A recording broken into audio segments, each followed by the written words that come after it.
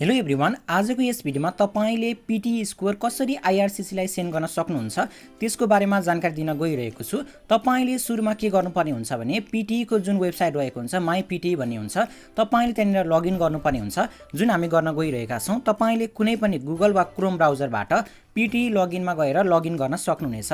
तपाईले हेर्न सक्नुहुन्छ गुगलमा यो प्रकारको इन्टरफेस आउँछ, जहाँनिर फर्स्टमा भनेको माई PTE लेखिरहेको छ, त्यहाँनिर क्लिक गर्नुपर्ने हुन्छ। ओके, माई PTE को वेबसाइटमा आइसकेपछि तपाईले युजर नेम र पासवर्ड प्रयोग गरेर लगइन गर्नुपर्ने हुन्छ, जुन मैले गर्न गइरहेको छु। तपाईले हेर्न सक्नुहुनेछ मेरो भनेको लगइन भइसकेको छ। लगइन भइसकेपछि तपाईले माथिपट्टि हेर्न सक्नुहुन्छ माई एक्टिभिटी भन्ने जुन अप्सन आइरहेको छ, माई एक्टिभिटी भन्ने अप्सनमा क्लिक गर्नुपर्ने हुन्छ। र यसरी तपाई मुनिपट्टि आउनुहुन्छ भने तपाईले कुन कुन टेस्ट दिनुभएको छ, कति पटक टेस्ट दिनुभएको छ, सम्पूर्ण कुरा भनेको यहाँ सो भइरहेको हुन्छ। यहाँनिर भनेको हामीले दुईटा टेस्ट दिएका छौं। तपाईले हेर्न सक्नुहुन्छ PTE एकाडेमीको दुईटा टेस्ट भइरहेको छ र हामीले सेन्ड गर्न खोजेको भनेको लेटेस्टको जुन हामीले एक्जाम दिएका छौं त्यो सेन्ड गर्न खोजिरहेको छौं। त्यसको लागि तपाईले मुनिपट्टि भनेको सेन्ड स्कोर भन्ने जुन अप्सन रहेको हुन्छ, सेन्ड स्कोर भन्ने अप्सनमा क्लिक गर्नुपर्ने हुन्छ। ओके, सेन्ड स्कोरमा तपाईले क्लिक गरेपछि तपाईले हेर्न सक्नुहुन्छ तपाईको नेक्स्ट स्टेप भनेको select the country as India, state as New Delhi, city as New Delhi and institute र अर्गनाइजेसन एज IRCC भनेर तपाईले सिलेक्ट गर्नुपर्ने हुन्छ, जुन भनेको हाम्रो फोर्थ स्टेप रहेको छ। तपाईले हेर्न सक्नुहुनेछ र हामी भनेको यही गर्न गइरहेका छौं। इन्डिया न्यू दिल्ली तपाईले IRCC भने सिलेक्ट गर्नुपर्ने हुन्छ। तपाईले हेर्न सक्नुहुन्छ यहाँनिर भनेको कन्ट्री मागिरहेको छ। कन्ट्रीमा भनेको हामीले सिम्पली इन्डिया सिलेक्ट गर्नुपर्छ, तपाईले बुझ्नुभयो। यसैगरी प्रोभिन्स भनेको हाम्रो न्यू दिल्ली रहेको छ, जुन हामी यहाँ सिलेक्ट गर्न गइरहेका छौं। ओके, तपाईले स्टेट भनेको दिल्ली सिलेक्ट गरिसक्नु भएको छ। अब सिटी पनि तपाईले न्यू दिल्ली भनेर लेख्नु पर्ने हुन्छ। माथिपट्टि हाम्रो दिल्ली रहेको छ र मुनिपट्टि तपाईले न्यू दिल्ली भन्न सक्नुहुनेछ। यसपश्चात तपाईले मुनिपट्टि हेर्न सक्नुहुन्छ इन्स्टिट्युट, अर्गनाइजेसन, डिपार्टमेन्ट र स्कुल भनिरहेको छ। त्यहाँनिर भनेको सिम्पली IRCC भनेर तपाईले लेख्न सक्नुहुन्छ र सर्च भन्ने अप्सनमा क्लिक गर्न सक्नुहुनेछ। सर्च भन्ने अप्सनमा क्लिक गरेपछि तपाईले मुनिपट्टि हेर्न सक्नुहुन्छ सर्च रिजल्ट भन्ने अप्सन आइरहेको छ। युवर सर्च रिटर्न 1 रिजल्ट भनेर आइरहेको छ र हामीलाई रिजल्ट दिइरहेको छ। यानी कि हाम्रो high commission of Canada IRCC को मुनिपट्टि डिटेल देखिरहेको छ। तपाईले सेन्ड गर्ने यिनीहरु रहेको छ। तपाईले यो स्टेप कम्प्लिट गरेपछि तपाईले अन्तिम स्टेपमा हेर्न सक्नुहुन्छ select the program then click on next and submit your order भन्ने अप्सन आइरहेको छ। तपाईले त्यही नै गर्नुपर्ने हुन्छ, जुन हामी गर्न गइरहेका छौं।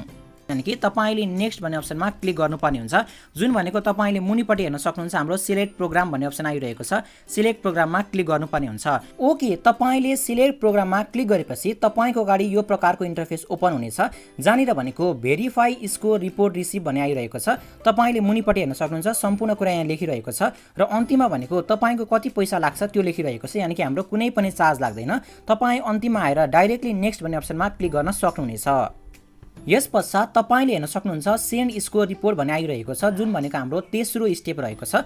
तपाईले सम्पूर्ण विवरण हेर्न सक्नुहुन्छ र यहाँनिर के भनिरहेको छ भने तपाईले एकपटक कम्प्लिटमा क्लिक गरेपछि तपाईको स्कोर भनेको जसलाई तपाईले सेन्ड गर्न खोजिराख्नु भएको छ त्यहाँनिर सेन्ड हुनेछ भन्ने अप्सन आइरहेको छ र अन्तिममा भनेको हाम्रो सबमिट अर्डर भन्ने अप्सन छ। तपाईले त्यहाँनिर सिम्पली क्लिक गर्नुपर्ने हुन्छ। यति स्टेप कम्प्लिट गरेपछि तपाईको इमेलमा एउटा भेरिफिकेसन मेल आएको हुनेछ, जहाँनिर भनेको तपाईको स्कोर भनेको सेन्ड भइसकेको छ भनेर लेखिरहेको हुन्छ। तपाईले आफ्नो इमेलमा चेक गर्न सक्नुहुनेछ। यसपश्चात तपाईले हाम्रो स्क्रिनमा हेर्न सक्नुहुनेछ तपाईले भिजा लग गर्नुभन्दा अगाडि IRCC लाई भनेको मार्कसिट कम्पलसरी अनलाइनबाट सेन्ड गर्नुपर्ने हुन्छ। तपाईले PDF फाइल मात्र भिजामा राख्नुहुन्छ भने तपाईको रिजेक्सन आउन सक्छ। त्यसकारणले तपाईले भिजा लग गर्नुभन्दा अगाडि हामीले जुन देखाएको प्रक्रिया रहेको छ त्यो प्रक्रियाबाट कम्पलसरी हिसाबले IRCC लाई भनेको मार्कसिट सेन्ड गर्नुपर्ने हुन्छ। इफ इन केस तपाईले आफ्नो PTE को स्कोर भनेको IRCC लाई अनलाइनको थ्रुबाट सेन्ड नगरिकन भिजा प्रोसेसिङ गर्नुहुन्छ भने तपाईले हाम्रो स्क्रिनमा हेर्न सक्नुहुनेछ तपाईले यो प्रकारको रिफ्युजल पेपर पाउनुहुनेछ, जहाँनिर भनेको तपाईले PTE वा तपाईले अन्य कुनै पनि इङ्ग्लिश ल्याङ्ग्वेज प्रोफिसिएन्सी टेस्ट दिएको प्रुफ नभएको कारणले रिजेक्सन गरिएको छ भन्ने लेखिरहेको हुन्छ। यसैगरी तपाईले GCMS नोटमा पनि हेर्न सक्नुहुन्छ। GCMS नोटमा भनेको पनि त्यही कुरा लेखिएको हुन्छ। यानी कि तपाईले इङ्ग्लिश ल्याङ्ग्वेज प्रोफिसिएन्सी टेस्ट दिनुभएको कुनै पनि प्रुफ नभएको हुँदा भिजा रिजेक्सन गरिएको छ भन्ने कुरा लेखिरहेको हुन्छ। यानी कि तपाईले कम्पलसरी हिसाबले अनलाइनको थ्रुबाट PTE को स्कोर भने सेन्ड गर्नुपर्ने हुन्छ र भिजा फाइलमा भनेको तपाईको जुन कन्फर्मेसन मेल आएको हुन्छ त्यसको स्क्रिनशट साथै तपाईले आफ्नो PTE को PDF फाइल पनि राख्नुपर्ने हुन्छ। यति सम्पूर्ण काम गर्नुहुन्छ भने तपाईलाई कुनै पनि समस्या आउँदैन र तपाईले हाम्रो स्क्रिनमा हेर्न सक्नुहुनेछ तपाईलाई PTE को मिनिमम मार्क्स भनेको 58 चाहिने हुन्छ। यानी कि ओभरअल PTE 58 चाहिने हुन्छ भिजा प्रोसेसिङको लागि र लिसनिङमा भनेको 40 48, रिडिङमा भनेको 53, स्पिकमा भनेको 46 र राइटिङमा भनेको 62 भनेको मिनिमम चाहिने हुन्छ। यति सम्पूर्ण कुरा तपाईको पुगेको छ भने तपाईले आफ्नो पिटी को स्कोर सिट युज गरेर भिजा प्रेसिङ गर्न सक्नुहुनेछ।